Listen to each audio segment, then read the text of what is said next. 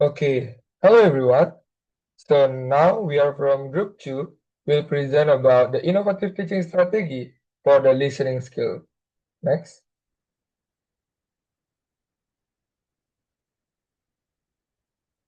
So before we start, introduce ourselves first. So there are Bayu, Nandina, Bayu Nandina, Novita Ari, Yeni and Kaesya as the presenter and Abimanyu as the teacher. Next. So we have some agenda or material for today presentation. The first one, listening skill and process, teaching method relevant to the listening skill, example of engaging activities for the learner, strategies for assessing student progress effectively. Next.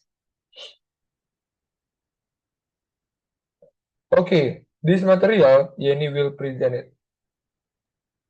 Okay, thank you for the time. Now I would like to explain about what is listening skills and also the phases in learning listening. So according to Lever and Nandina 2020, listening is the ability that involves the sense of hearing and also the ability to guess, interpret, or think about something that presented in the form of the audio. And in learning listening, there are three phases. The first is before listening, and then the second is during listening, and the third is after listening. So before listening, the teacher introduced about what they have to learn, and then also check the students' understanding about the topic that will be discussed by doing the brainstorming.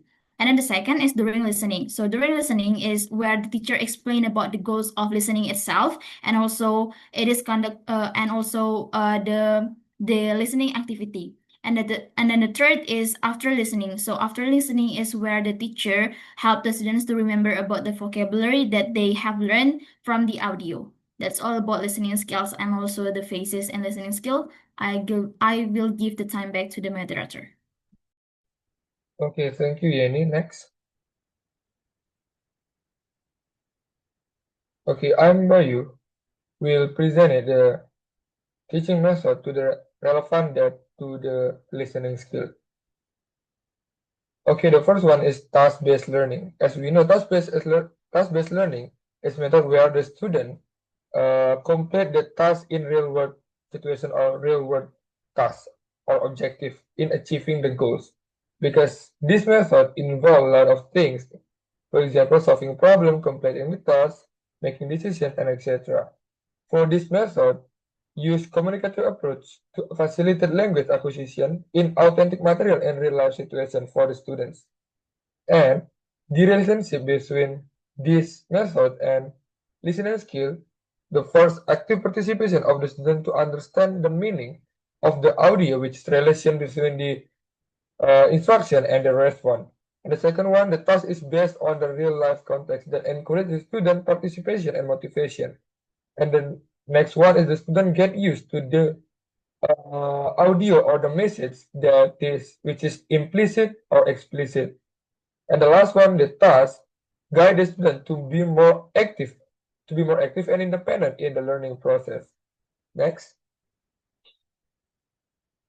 The next method is the problem-based learning. As we know, problem-based learning is the student learning through experience of solving problem that emphasizes of critical thinking. So that the student learn by solving problem. It will be various of point of view of the students. For the approach, the problem-based learning emphasizes constructivism approach because the student will construct and build their understanding by solving problem. And for this method, problem-based learning has a relation as well between to the listening skill. The first one is the student must hear and understand the information of particular problem and issue and try to conclude the message. The next, encouraging critical thinking in hearing audio by analyzing, evaluating, and making decision. And the next one, relating the collaborative and communicative skill in solving problem. And the last one, the contextual and relevant in real life situation to emphasize the prior knowledge of the student. Next.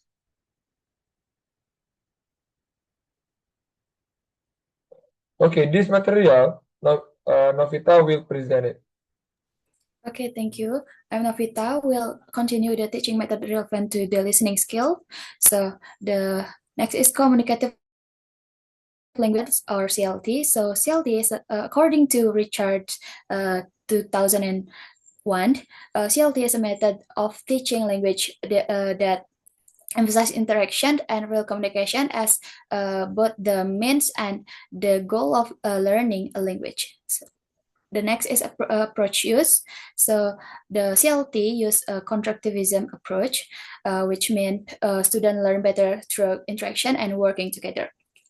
The next is connection with listenings. So there is since listening focuses on real communications, listening plays an important role in understanding spoken discourse, developing interactional competence, and negotiating meaning. The next is why we use this method in listening. So CLT is great for teaching listening because it teaches students how to understand and respond in real conversation. It also links listening with speaking, so students practice not just hearing but also replying and interacting, just like in everyday life. Next. Next is audiolingual method or ALM. So according to Skinner 1957, so the audiolingual method is a language teaching approach based on behaviors theory. Students learn through repetition and drills. The next is the approach use. ALM use the behaviorism approach. Learning a language is a building habit through repetition and feedback. The next is connecting with listening. So there, by listening carefully to correct models, there are key point the mimicry and repetition. So students copy what they hear to improve pronunciation. The second one is pattern and recognitions. So by listening to examples, they learn sentence structures. And the last is error and prevention. So teacher corrects students right away so they don't pick up bad habits. And the next is why we use this method in listening. So ALM works really well for beginners. So it helps their pronunciation and build confidence by repeating sentence that sounds natural. Since students practice a lot and get quick feedback, they can follow along more easily. So that's all my explanation. The time I'm giving back to the moderator. Thank you. Yes, thank you, Novita. And this material, Nandina will present it. Okay, thank you for your time it has given to me. I'm Nandina and I will explain about the examples of engaging activities for learners. In here, we have four engaging activities. The first one is Listen for Lies. So in Listen for Lies, the teacher will start the lesson by giving a topic and some questions to the students. And then the students need to listen to an audio that has been given by the teacher, can be repeated for the several times. And after hearing the audio, the teacher will read a story with some incorrect details and the students need to find out the lies and then correcting the incorrect details. And this activity can help them to focus in the learning process and then remember vocabulary, grammar, and then use the target language, which is English, meaningfully in the learning process. The second one is answering questions. So in answering questions, the teacher will ask questions with for the students. It could be about facts, personal topics, or pictures, and the students need to listen carefully to the questions, and then they have to answer based on what they heard. And answering questions can help them to practice a real life conversation than just learning it in the classroom and just not getting what they have learned. The third one is a reader strategy. So in this strategy, can help students to understand text by using listening and imagination, where the students need to read or listen have to imagining what it says, and then after that they have to dramatize their imagination, and then they have to describe their important parts by their imaginations, and then they have to evaluate the information, and then they have to repeating the process. And this activity can help them to remember what they have learned by combining several aspects like listening, thinking, and then acting. The last one is listen through problem-based learning. So in this activity, the teacher will give a real life problem to the students, and then they have to listening, and then after that they have to giving solutions to solve the problem given by the teacher or what they heard. And this method can effectively help students to take part in the classroom and connect what they have learned in the classroom to real life problem to make the learning process more meaningful and useful for them.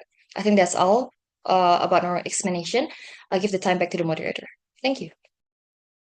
Okay, thank you, Nandina. And this material, Kaesya will present it. Time, so I will explain about the strategies for assessing students' progress effectively. So let's begin with reflection with constructive feedback. So this strategy involves students reflecting on their own listening experience, such as what was easy, what was difficult, what strategies they use, while the teacher provides specific focus and actionable feedback based on the student's performance or reflection. So the purpose of this strategy is to map students' understanding, improve metacognitive, identify areas for improvement, and provide guidance for development. So the implementation in listening activities, there are post activities and teacher feedback. So in the post activity, after a listening task, the students are asked to write or discuss briefly about the challenges they face or parts they still find confusing. And in the teacher feedback, the teacher responds to students' reflections and performance. And the advantages for listening is reveals hidden listening process. This helps teachers understand how students process audio, not just the end results. And then encourages independent learning.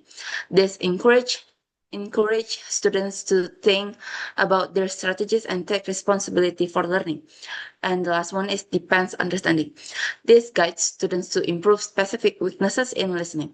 Next. And then we move into the peer assessment using rubrics. So in this strategy, students assess the performance or output of their peers using clearly defined criteria provided in a rubric. And the strategy is to enhance students' understanding of success criteria, develop critical evaluation skills, provide varied feedback perspective, and increase students' engagement in the learning process.